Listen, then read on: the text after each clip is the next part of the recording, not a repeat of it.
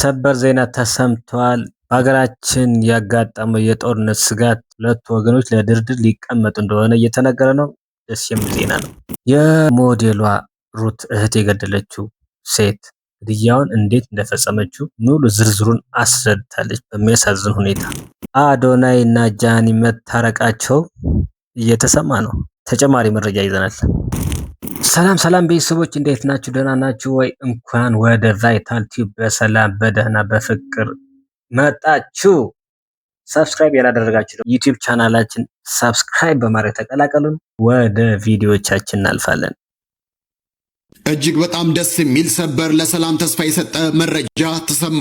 የፌዴራል መንግስትና ህወሓት በናይሮቢ ሊወያዩ ነው ተባለ። የፌዴራል መንግስትና የህወሓት አመራሮች በሚቀጥለው ሳምንት በኬንያ ናይሮቢ ለዳግም ውይይት ቀጠሮ መያዛቸው ተሰምቷል። በፕሪቶሪያው ስምምነት መሰረት ትግራይ አንጻራዊ ሰላም ሰፍኖ የቆየ ቢሆንም በዶክተር ደብረጽዮን የሚመራው የህወሓት ቡድን ስምምነቱን በመጣስ ዳግም የጦርነት እንቅስቃሴ በመጀመሩና የትግራይ ህዝብ ጦርነት ይበቃናል የሚል ጥሪ በማቅረቡ ነው። ሂደቱን ኦሉሴጉን ኦባሳንጆ፣ ዊሊያም ሩቶና ኡሁሩ ኬንያታ ይመሩታል ተብሏል። ከሰሞኑ በሶማሊያ የኢትዮጵያ አምባሳደር ሱሌማን ደደፎ ከህወሓት ጋር ምንም አይነት ድርድር ሊደረግ አይገባም በማለት መግለጻቸው የድርድር መንገድ መጀመሩን ጠቋሚ ነው በሚል ብዙዎች ሲገልጹት ቆይተዋል። ሰውም ቢሆን ማንም አጠቃላይ ህዝብ የሚፈልገው ይሄ ነው።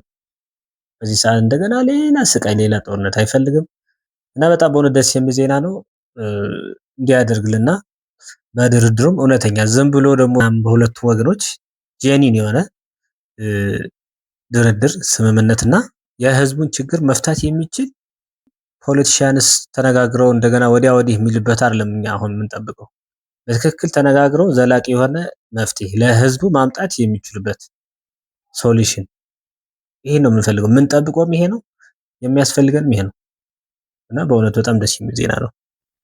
በአጭር ጊዜ ውስጥ ብር የምናገኝበት አይሻልም ወይ? እኔ ወደ ውጭ ተመልሼ የሚሄድ ሀሳብ የለኝም አለኝ። ከዛ እስኪ ካንቺ ጓደኞች የምታውቂው አለኝ። ከዛ ሩት ቤተሰቦቻቸው ውጪ ናቸው ስለው እኮ ለምን እሷ እንትን አትልም ሲለኝ እህቷ መሆን ትችላለች እህቷ ስለው እሺ አለኝ።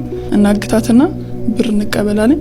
ከዛ ሲም ሰጠኝ፣ ጠቃጠቆ ስልክና ሲም ሰጠኝና በዚህ ደውይና አግኛት አለኝ። ለሷ ደወልኩኝ። ከዛ ለሷ ደወልኩላትና ቅዱሳን ቤኪ ነኝ በሩት ጉዳይ ሰርፕራይዝና አንቺን በጆሮ ጌጥና ስለምትሰሪ እንገናኝ አልኳት።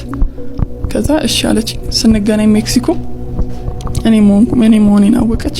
ከዛ ኪዲ አንቺ ነሽ ምናምን አለችኝ። ያው ቅዱስ እንዴት ነሽ አልኳት።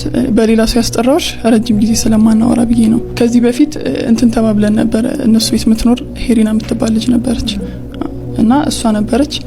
ከዛ ብር ለወንድም የማስርበት ብር አልነበረኝ። ከዛ ሄጄ ሄሪናን በጣም ከሩት ይልቅ ከሄሪና ጋር በጣም ሚስጥር ማውራት ጀመር። ከዛ ሄጄ ብር 400 ብር ስጭኝ ስላት ስለምንቃለድ አረ የለኝም ምናምን ነገር ብላኝ ሄደች። እየቀለደች መስሎኝ 400 ብር ይዤ ወደ ቤት ሄድኩኝ።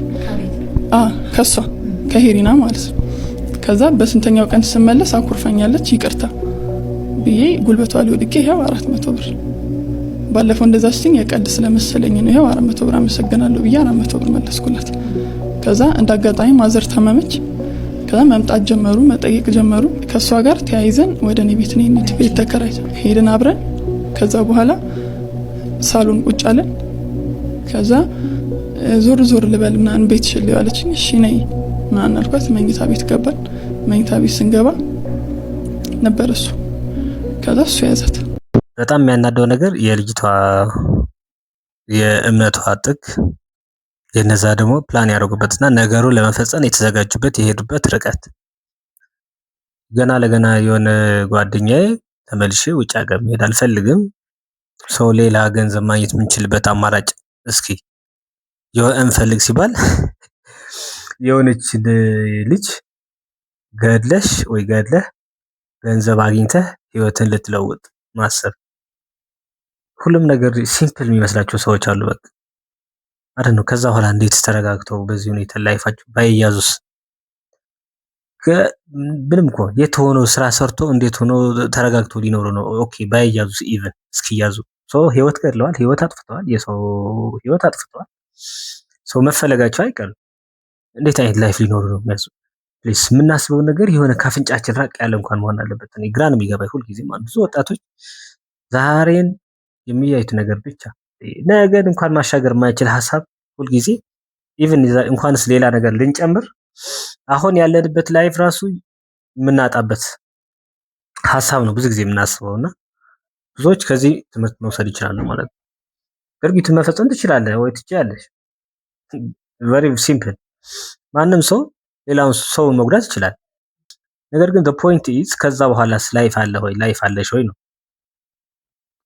እንደው ቢኖርሽስ የሰውን ህይወት አጥፍተሽ ከዛ አንቺ ግን ኮምፎርታብል የሆነ ላይፍ ደግሞ ለመኖር ማቀድ ራሱ በጣም ግራ የሚያጋባ ነው ማለት ነው። do you think የሚሆን ይመስላችኋል? የአንድን ሰው ህይወት ነጥቀን እኛ ግን ኮምፎርታብል ሆነን ልንኖር ፕሊስ የምናስበው ነገር የሰው ህይወት ከማጥፋታችን በፊት ሰው ላይ ጉዳት ከማድረሳችን በፊት እንደው ምን አይነት ሀሳብ እያሰብን ነው ቆም ብለን ሪቫይዝ ብናደርጋቸው በጣም አሪፍ ይመስለኛል። በበርካታ ወንዶች ላይ ይከሰታል። በዚህም የዘመኑ ችግር ሆኖ ይስተዋላል። ምን አትሉ? ስንፈተ ወሲብ ችግሩ በተለያዩ ምክንያቶች ይከሰታል። በተለይ በወጣቶች ራስን በራስ ማርካት፣ አበረታች የወሲብ መድኃኒቶችን ማዘውተር፣ በተለያዩ የጤና ችግሮች፣ በስኳር፣ በደም ግፊት፣ በኮሌስትሮል፣ ከልክ በላይ በመወፈር፣ ድካም፣ ውጥረት፣ ጭንቀት ካለ ስንፈተ ወሲብ በበርካቶች ላይ ሊከሰት ይችላል። ስንፈተ ወሲብ ስንል ቶሎ መጨረስ፣ የብልት ጥንካሬ ማጣት፣ የስሜት አለመጣጣም ሲሆን ይህ ችግር ካለቦት እንደሌላ በሽታ ታክሞ መዳን ይችላል። ያውም በተፈጥሮ መድኃኒቶች ጎህ የባህል ሕክምና መስጫ ከተለያዩ እጽዋቶች ቀምሞ የሚያቀርባቸው እነዚህ መድኃኒቶች በማር በወተት የሚወሰድ ተፈልቶ የሚጠጣ እስከ 10 ቀን ውስጥ ከዚህ ችግር ነፃ የሚሆንበት እድል ሰፊ ነው። ጎህ የባህል ሕክምና መስጫ ያለምንም የጎንዮሽ ጉዳት ቋሚና አኩሪ መፍትሄ ይሰጡታል። አርቲስት መኮንን ላቀ በአርቱ ዘርፍ በጣም የምንወደው በጣም የምናደንቀውና የተዋጣለት ቶፕ ከምንላቸው አርቲስቶች አንዱ ነው። we know this። ነገር ግን እንደዚህ አይነት ሞር የህክምና ሙያ ፕሮፌሽን የሚጠይቁ ስራዎች ስፔሻሊ ደግሞ ከጤና ጋር የተያያዘ ነገር ሲሆን ራሱ ባለሙያው በዚህ ልክ ተንትኖ ቢያስረዳ ሞር ሴንስ አያደርግም ብላችሁ አታስቡ? ኦፍኮርስ ይገባኛል። እኔ አሁን ለምን መኮንን ላቀን እንደመረጡት ስለዚህ ማስታወቂያ አንደርስታንድ አደርጋለሁ፣ ይገባኛል። ፐብሊክ ፊገር ነው። የመኮንን ላቀ ፊት ብዙ ሰው ያውቀዋል። እሱ ማስታወቂያ ቢሰራ ተደራሽነቱ ጥሩ ሊሆን ይችላል፣ ይገባኛል። ብዙ ሰዎችን ሊያዩት ይችላሉ፣ ቪዲዮ ቫይራል ሊወጣ ይችላል። ግን ማሰብ ለሚችል ሰው የሰማውን ነገር አናላይዝ ማድረግ ለሚችል ሰው ምን እየሆነ ነው ማለቱ አይቀርም ብዬ አስባለሁ። ምክንያቱም አርቲስት መኮንን ላቀ ቢያስተዋውቅ ጥሩ የሚሆነው ምንድነው እዛ ህክምና ተቋም ጋር ሂዶ አገልግሎት አግኝቶ ምናልባትም የህክምናው ጽዳት ወይ ሰርቭ የሚያደርጉበት መንገድ አይዘ ደግሞ የህክምና ባለሙያዎች አክቲቪቲ ያላቸው ፖላይት ኤኒቲንግስ እንደዚህ አይነት ነገር ሰርቪስ በተመለከተ ነገር እስኪ እናንተ እንዴት አያችሁት? ያስኬዳል? የጓደኛዬ ክሊፕ ላይ አገኘሁት አንዱን ማለት ነው። አጋጣሚ በቃ እንትናን እኮ አርቲስት ያረኳት እኔ ነኝ ምን አብረን ካላደርን ብሎ እንደዚህ እየተጓተተ ነበር። እንደዚህ ገብርኤል እንደዚህ እየተጓተተ የነበረው ልጅ አገኘሁት።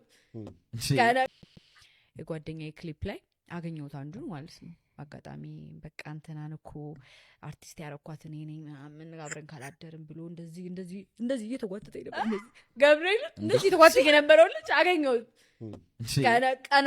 ቀን ወልዶ ምናምን ያልሆኝ እግዚአብሔር አልፈልግም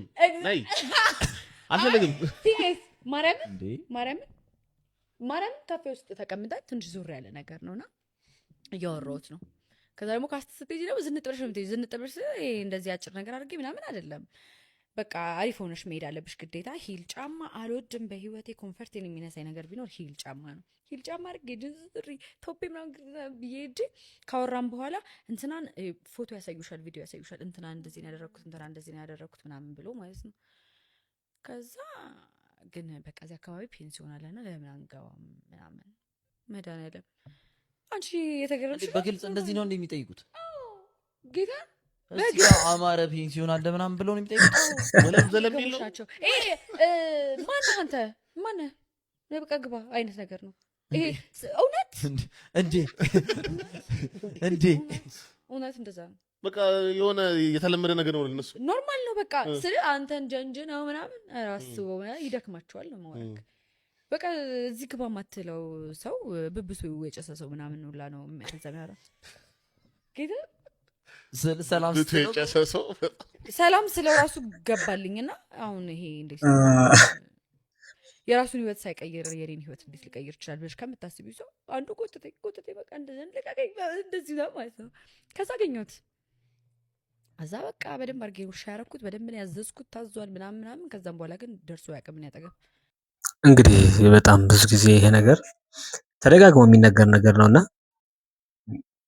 እቺ ልጅም የመጀመሪያ ጊዜው አይደለም ባይዘው አስታውሳለሁ ከትዕግስት ግርማ ጋር ካልተሳሳትኩኝ ሰከላ ሾው ላይ ይሄ ነገር እያለቀሰች ተናግራ ነበርና ወደ አርቱ ለመግባት ያላትን ፍላጎት ያላትን አምቢሽን ለብዙ ፈተና እንደደረጋት ከነዚህ እንግዲህ አሁን ግን ታንክስ ፎር ሶሻል ሚዲያ እነዛን ነገሮችን ለመቅረፍ ችያለሁ ብላ ስታወራ ሰምቻታለሁና እንዲሁም በሌሎች በተለይ እነዚህ ወጣት ጀማሪ ተዋናዮች ተደጋግሞ የሚነሳ ቅሬታ ነው።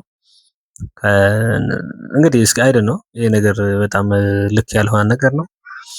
ቤተሰቦች እናንተ ይህን ሀሳብ እንዴት ታይቷላችሁ? በጣም የሚያሳዝን ነው። ባይዘው ኢቭን ለጅንጀና እንኳን ሰዓት የላችሁ ብላን የገለጸችው እዚህ ጋር ቅርብ ጊዜም እንዳይወስድባቸው ቅርብ የሆነ ፔንሲዮን እዚህ ጋር ቅርብ ፔንሲዮን አለ ለይስ ወገባ ብንወጣ ነገር ነው። በጣም ያሳዝናል። በሁለት ልክ አይደለም።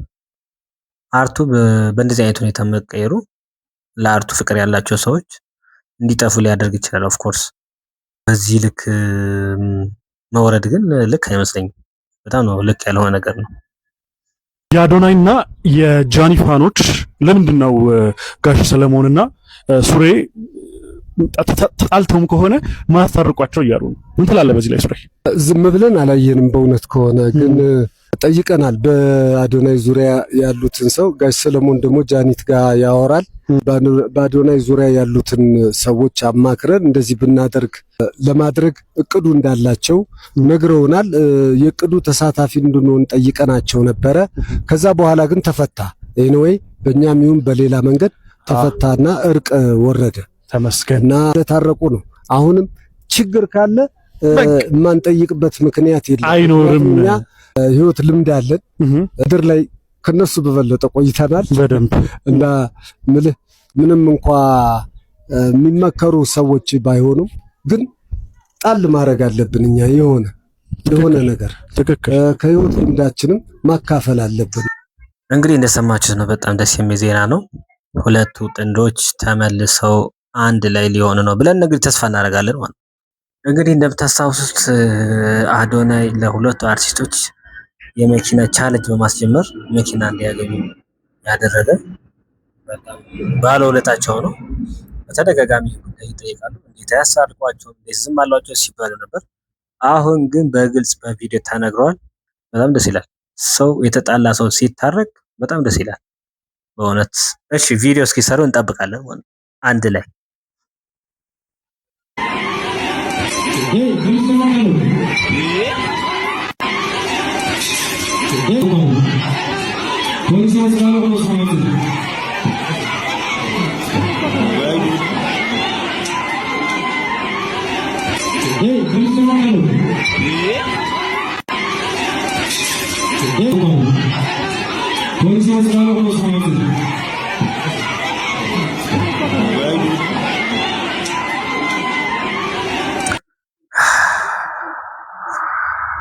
እኔ እኮ የሚገርመኝ ማለት ነው ማለት ብዙ ሰው የሚተዋወቅም አይደለም እዛ ጋር የሚጠራው። አንድም ደግሞ አዳራሽ ውስጥ ሲሆን በጣም ተራርቆ ነው የሚቀመጠውና በምን ሁኔታ ሊጣሉ እንደሚችሉ ግራ የሚገባኝ የእውነት የሰው ልጅ ሰርግ ተጠርተህ ሂደህ